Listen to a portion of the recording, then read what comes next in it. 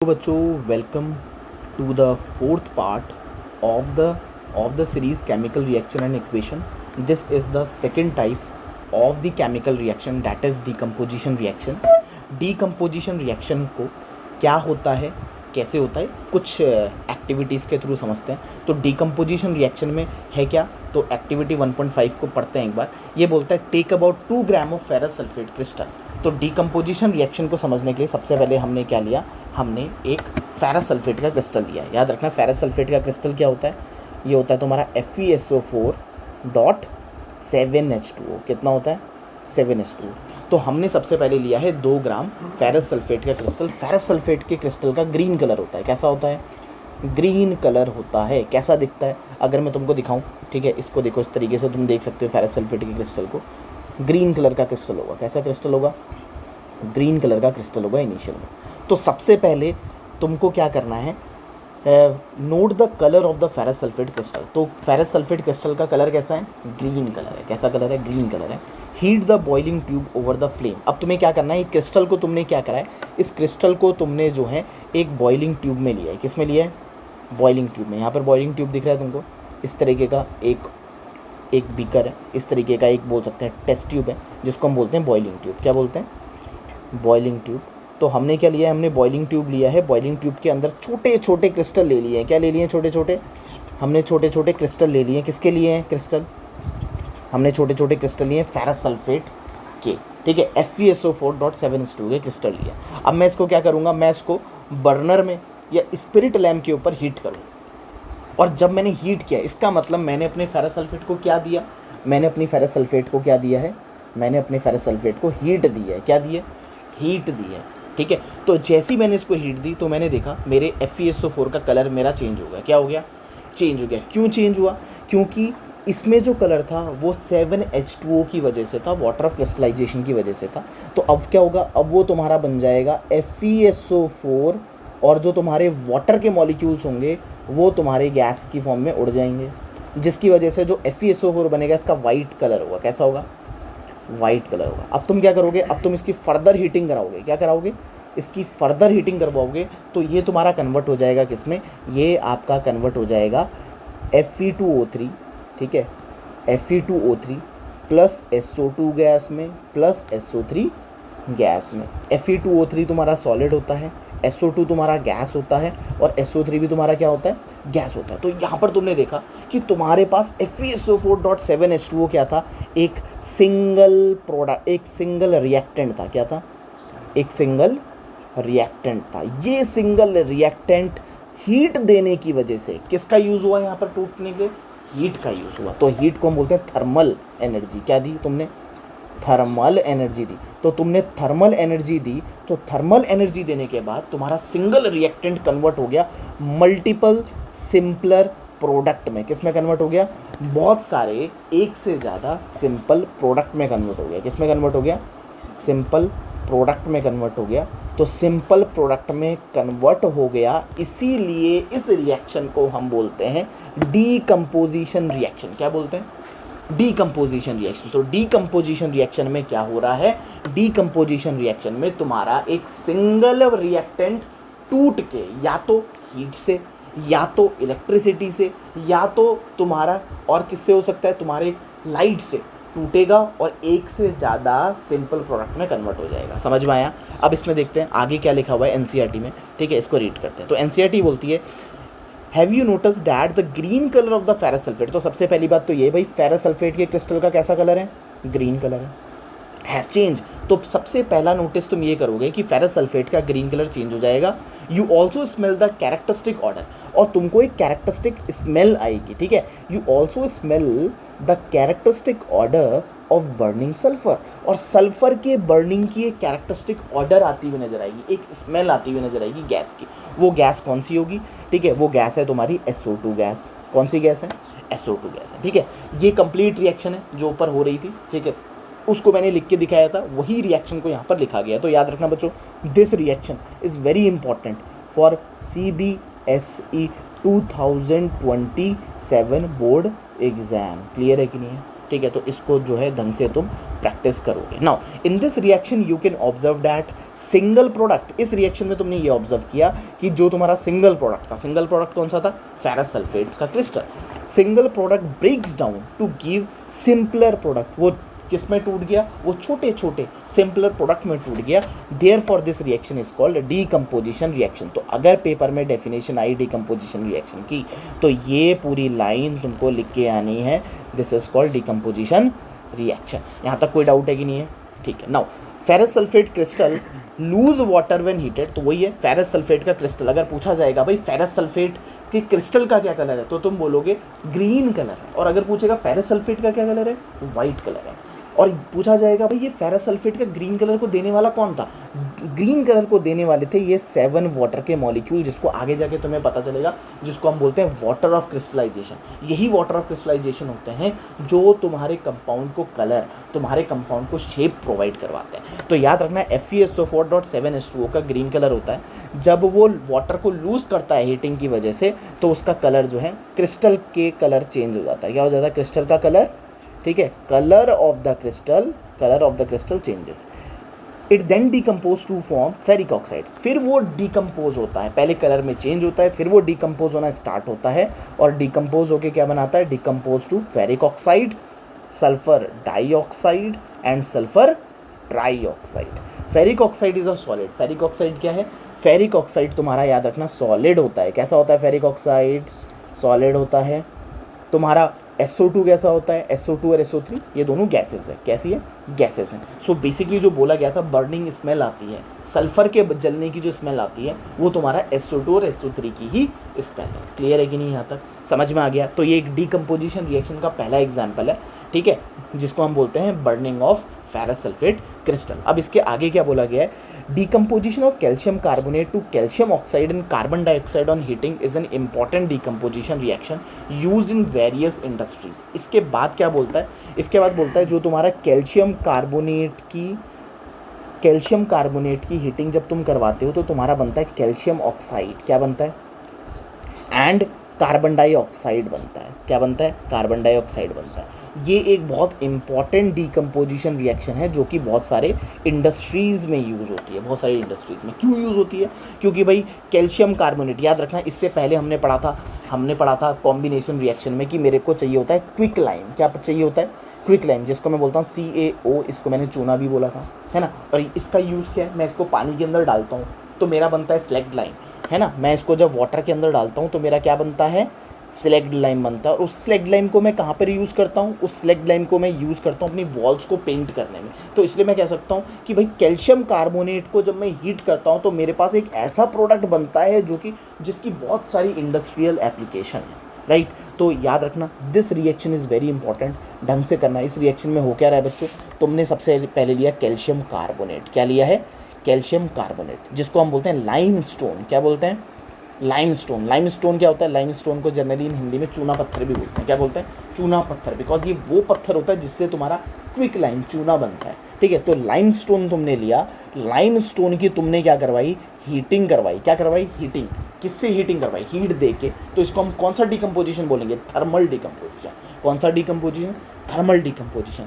Limestone की heating करवाने के बाद लाइमस्टोन टूट गया एक से ज़्यादा सिंपलर प्रोडक्ट में, और उसने क्या प्रोडक्ट बनाए, एक तो बनाया कैल्शियम ऑक्साइड, जिसको तुम क्या बोलते हो, क्विक लाइम बोलते हो। और साथ में क्या निकलेगा, साथ में निकलेगा एक गैस, जो उस गैस का नाम क्या है, CO2 गैस। तो कैल्शियम कार्बोनेट सॉलिड है, क्विक लाइम सॉलिड है, और CO2 तुम्हारी गैस है। यहाँ तक कोई डाउट है कि नहीं है, ठीक है। नाउ अब इसके बाद बोलता है another example of thermal decomposition reaction is given. एक और एग्जाम्पल दे रखा है तुमको थर्मल डिकम्पोजिशन का, किसका, थर्मल डिकम्पोजिशन का एक और एग्जाम्पल दे रखा है। एक बार एक्टिविटी 1.6 को तुरंत करते हैं, ठीक है। ये बोलता है take about 2 gram of lead nitrate. सबसे पहले तुम्हें क्या करना है, तुम्हें 2 ग्राम लेड नाइट्रेट लेना है। क्या लेना है, 2 ग्राम लेड नाइट्रेट। अभी देखो ये क्या था, ये तुम्हारे पास टेस्ट ट्यूब थी, बॉइलिंग ट्यूब थी। बॉइलिंग ट्यूब के अंदर तुमने क्या लिया, तुमने लिया लेड नाइट्रेट। लेड नाइट्रेट का फॉर्मूला था PbNO3 का होल ट्वाइस, है ना, PbNO3 का होल ट्वाइस। इसको हम बोलते हैं लेड नाइट्रेट। क्या बोलते हैं इसको हम,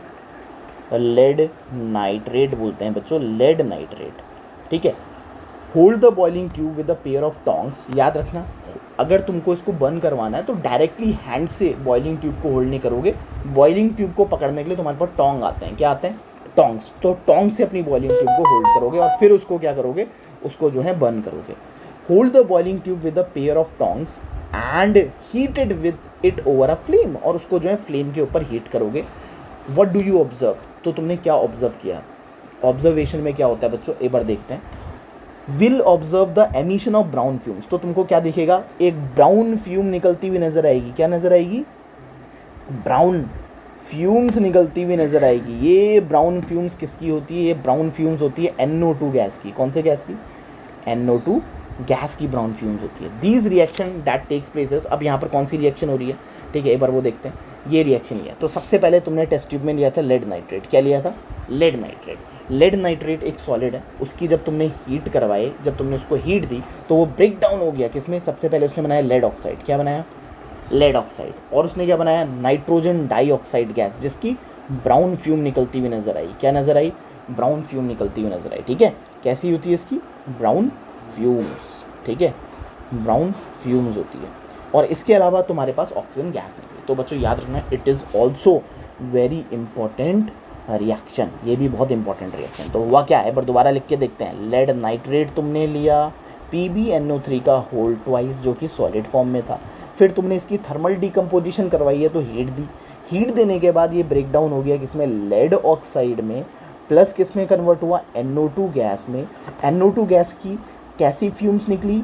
कैसी फ्यूम्स निकली? ब्राउन फ्यूम्स निकली। ब्राउन फ्यूम्स निकली और साथ में तुम्हारा निकला ऑक्सीजन गैस। कौन सी गैस? Oxygen gas. क्योंकि यहाँ पर तुम्हारा एक सिंगल प्रोडक्ट, क्योंकि तुम्हारा यहाँ पर एक सिंगल रिएक्टेंट कन्वर्ट हो रहा है एक से ज़्यादा प्रोडक्ट्स में, एक से ज़्यादा सिंपलर प्रोडक्ट में, इसीलिए तुम्हारी क्या है? डीकम्पोजिशन रिएक्शन है। और यहाँ पर हीट का यूज़ हो रहा है, इसलिए हम इसको बोलते हैं थर्मल डीकम्पोजिशन। क्या बोलते हैं? ठीक है, हम इसको बोलते हैं थर्मल डीकम्पोजिशन। Thermal decomposition. यहाँ तक कोई डाउट है कि नहीं, बताओ? यहाँ तक पूरा क्लियर है ना? ये दो एग्जाम्पल ढंग से आपको करने हैं। ठीक है, अब इसके बाद क्या बच्चों, आगे जो एक्टिविटी आने वाली है, ये एक्टिविटी भी तुम्हारी डीकम्पोजिशन रिएक्शन की है, मगर यहाँ पर मैंने डीकम्पोजिशन के लिए अब कोई हीट नहीं दी, मैंने यहाँ पर डीकम्पोजिशन के लिए बैटरी लगा दी। क्या लगा दी? बैटरी। इसका मतलब अब मैं डीकम्पोजिशन के लिए किसका यूज़ कर रहा हूँ? मैं डीकम्पोजिशन रिएक्शन के लिए इलेक्ट्रिसिटी का यूज़ कर रहा हूँ। क्या कर रहा हूँ?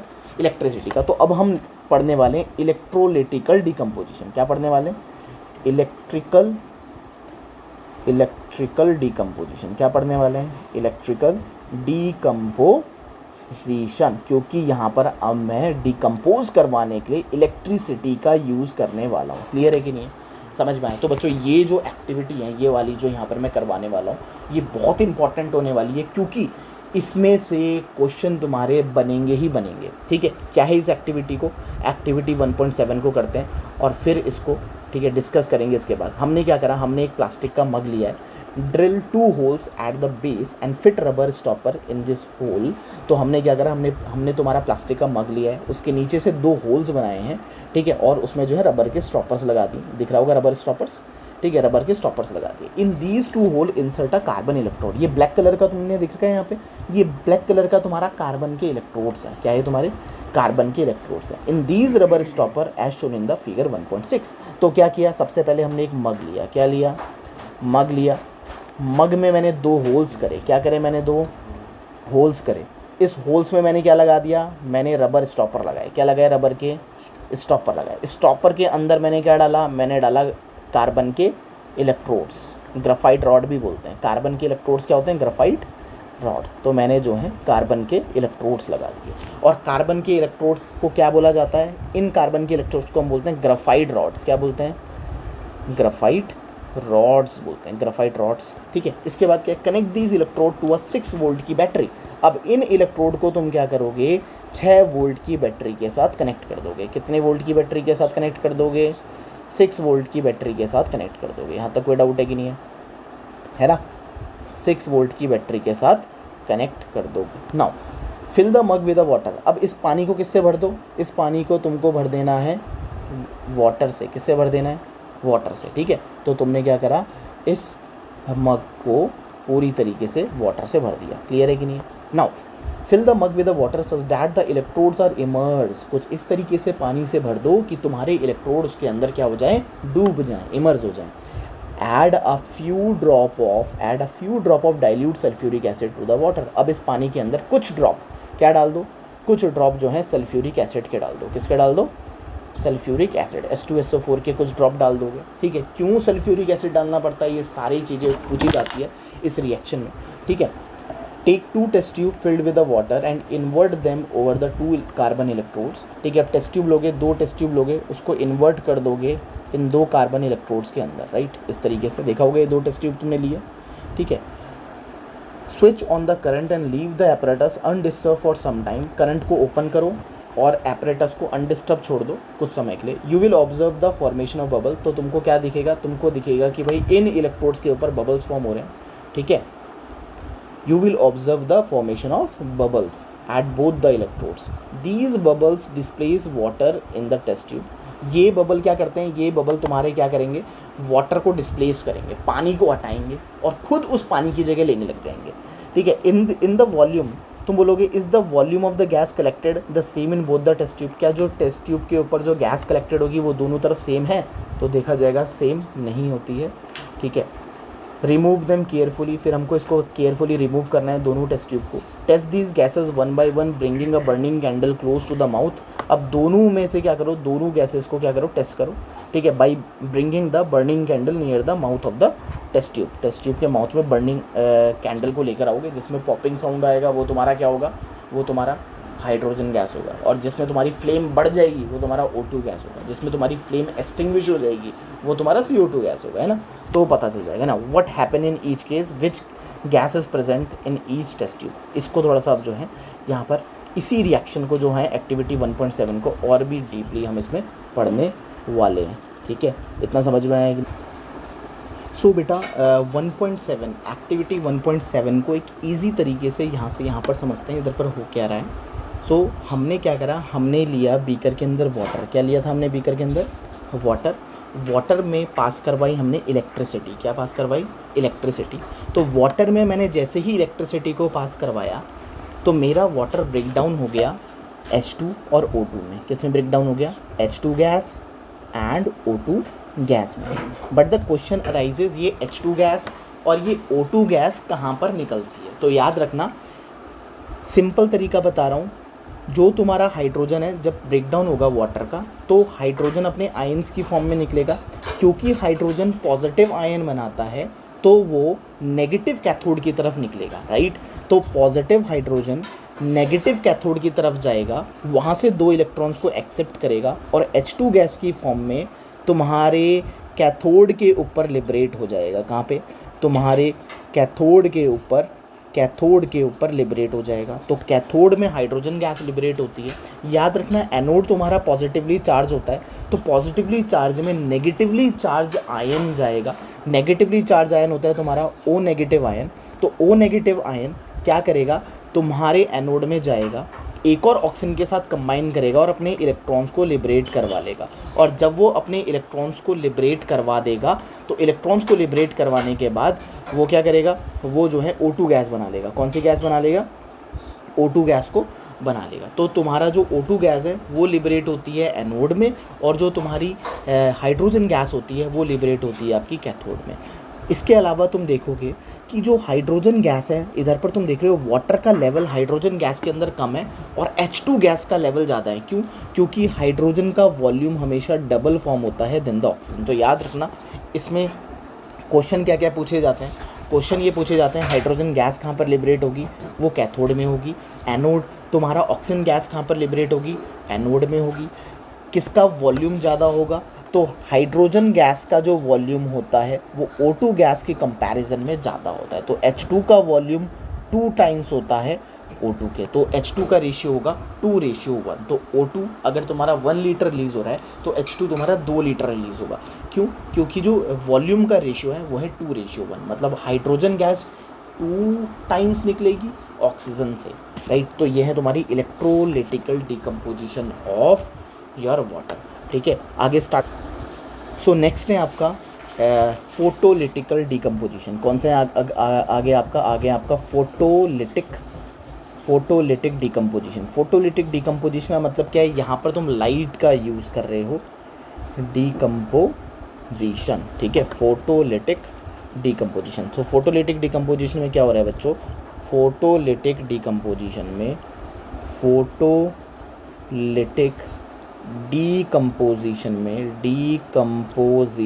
तुम यूज़ कर रहे हो लाइट एनर्जी का। किसका यूज़ कर रहे हो, लाइट एनर्जी का यूज़ कर रहे हो अपने रिएक्टेंट को ब्रेक डाउन करने के लिए, ठीक है।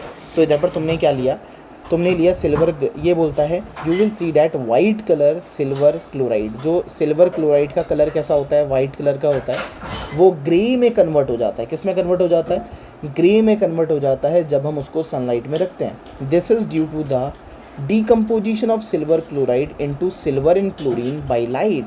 ऐसा क्यों होता है, सिल्वर क्लोराइड जो कि तुम्हारा वाइट कलर का होता है, उसको जब हम सनलाइट में रखते हैं तो सनलाइट AgCl को ब्रेक डाउन करवा देता है Ag और Cl2 में, जिसमें Ag का कलर ग्रे होता है। कैसा होता है, ग्रे कलर होता है।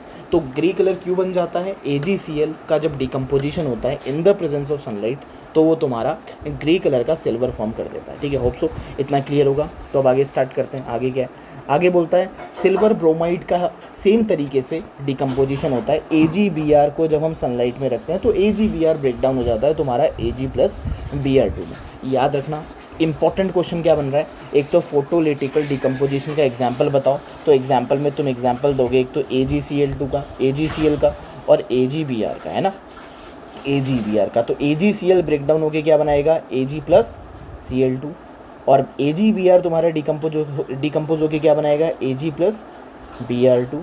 और इधर पर जो Ag होगा वो कैसा कलर का होता है, ग्रे कलर का होता है, और AgCl जनरली तुम्हारा वाइट कलर का होता है। और ये कहाँ पर यूज़ होता है, the above reaction is used in black and white photography. और ये वाली जो रिएक्शन है वो कहाँ पर यूज़ होती है, ब्लैक एंड वाइट फोटोग्राफी में यूज़ होती है। बहुत इंपॉर्टेंट है, ब्लैक एंड वाइट फोटोग्राफी में कौन सी रिएक्शन होने वाली है, तुम्हारी AgBr और AgCl वाली reaction. What forms of energy is causing these decomposition reaction, यहाँ पर कौन सी फॉर्म की एनर्जी डिकम्पोजिशन करवा रही है, तो तुम बोलोगे लाइट एनर्जी, ठीक है। We have seen that decomposition reaction require energy either in the form of, तो यहाँ पर हमने देखा कि डिकम्पोजिशन रिएक्शन को करवाने के लिए हमको एनर्जी देनी पड़ेगी, या तो हीट की फॉर्म में, या तो लाइट की फॉर्म में, या तो इलेक्ट्रिसिटी की फॉर्म में। For breaking down the reactant, जो क्या करता है, जो तुम्हारे रिएक्टेंट को ब्रेकिंग डाउन करता है, उसको तोड़ता है, ठीक है। इन विच एनर्जी इज एब्जॉर्ब, जिसमें एनर्जी एब्जॉर्ब होती है। रिएक्टेंट तुम्हारा एनर्जी को एब्जॉर्ब करके अपने बॉन्ड्स को ब्रेक करेगा, ठीक है। And this reaction is called endothermic reaction, और इसको हम क्या बोलते हैं, इंडोथर्मिक रिएक्शन बोलते हैं। तो याद रखना, इससे पहले हमने एक्सोथर्मिक रिएक्शन पढ़ा था। यहाँ पर एक और इंपॉर्टेंट रिएक्शन आ गई, इंडोथर्मिक रिएक्शन, क्योंकि डिकम्पोजिशन रिएक्शन में क्या हुआ, तुम्हारे रिएक्टेंट ने एनर्जी को एब्जॉर्ब करा, either in the form of heat, either in the form of light, और either in the form of electricity, और उसने एनर्जी को एब्जॉर्ब करके अपने बॉन्ड्स को तोड़ा। क्योंकि यहाँ पर एनर्जी का एब्जॉर्प्शन हुआ है, इसलिए इस रिएक्शन को, इनको हम क्या बोलते हैं, यहाँ पर ऐसी रिएक्शंस को हम इंडोथर्मिक रिएक्शन भी बोलते हैं। तो याद रखना, इससे पहले हमने पढ़ा था एक्सोथर्मिक रिएक्शन। क्या पढ़ा था, एक्सोथर्मिक रिएक्शन, ठीक है। एक्सोथर्मिक रिएक्शन में हमने क्या पढ़ा था, बर्निंग ऑफ मीथेन, है ना, बर्निंग पढ़ा था, burning of methane. Burning of methane में क्या हुआ था, बर्निंग ऑफ मीथेन में तुमने CH4 लिया था, उसको O2 के साथ रिएक्ट करवाया था, तो तुम्हारा बना था CO2, तुम्हारा बना था H2O, और लार्ज अमाउंट में क्या निकली थी, हीट एंड लाइट एनर्जी निकली थी। तो यहाँ पर एनर्जी निकल रही थी, तो इसलिए हमने इसको बोला एक्सोथर्मिक रिएक्शन। और यहाँ पर इंडोथर्मिक रिएक्शन क्यों हुआ, क्योंकि तोड़ने के लिए AgCl को ब्रेक डाउन करने के लिए, या FeSO4 के क्रिस्टल को ब्रेक डाउन करने के लिए हमको एनर्जी देनी पड़ रही है, ठीक है। ये हीट को एब्जॉर्ब कर रहा है, इसीलिए इस रिएक्शंस को हम बोलते हैं इंडोथर्मिक रिएक्शंस। क्या बोलते हैं, इंडोथर्मिक रिएक्शन। तो एक्सोथर्मिक रिएक्शन में एनर्जी रिलीज होगी, और इंडोथर्मिक रिएक्शन में एनर्जी एब्जॉर्ब होगी, इंडोथर्मिक रिएक्शन। तो होप सो इतना क्लियर है कि नहीं है, ठीक है। अगर इतना क्लियर है so stay tuned with the channel, ठीक है। और इससे रिलेटेड जितने भी क्वेश्चन हैं अब जो इंटेक्स के आने वाले हैं, ठीक है, मैं करवाऊँगा इन द नेक्स्ट चैप्टर। तो बने रहो and like and subscribe to VP educator.